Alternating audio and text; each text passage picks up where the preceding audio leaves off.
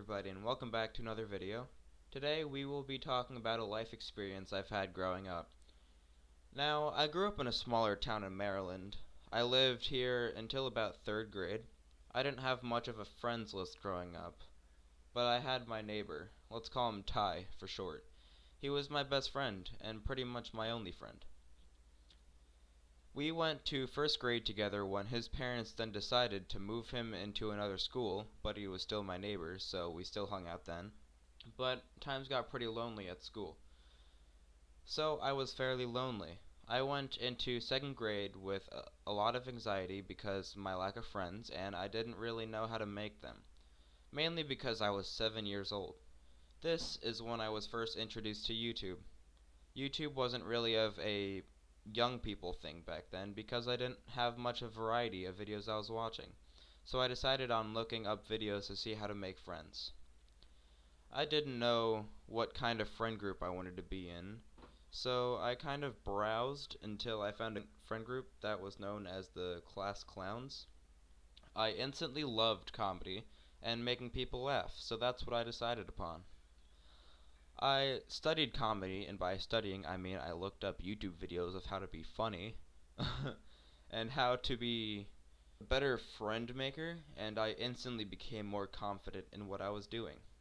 This sparked a fire of humor and love for making other people happy, which I still have to this day. I then started making a few friends who I loved to hang out with because I didn't really have anyone at the time except for my family. Then I met a girl. She was a mixed girl with braids, and she instantly won my heart. I know I was in 2nd grade, and I didn't really know what love was and what liking someone meant, but I knew that I liked her. We began hanging out every lunch and recess until we were really close.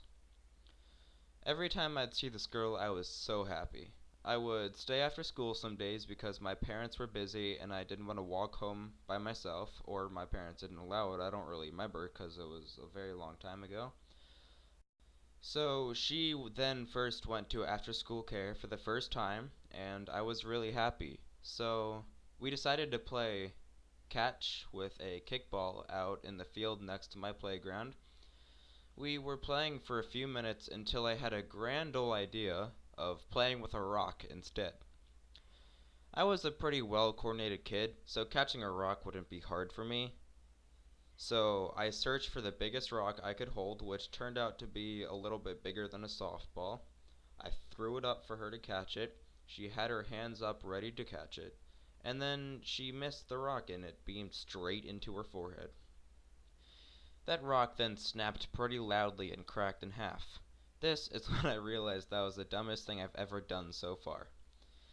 She then fell onto the ground crying while blood was dripping down her head, and the teacher then rushed her into the nurse's office until the ambulance arrived.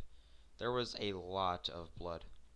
I was just freaking out and got sent to the cafeteria to wait for my dad to pick me up because the school called and said that I cracked a girl's skull open and how he needs to pick me up because I can't be there now.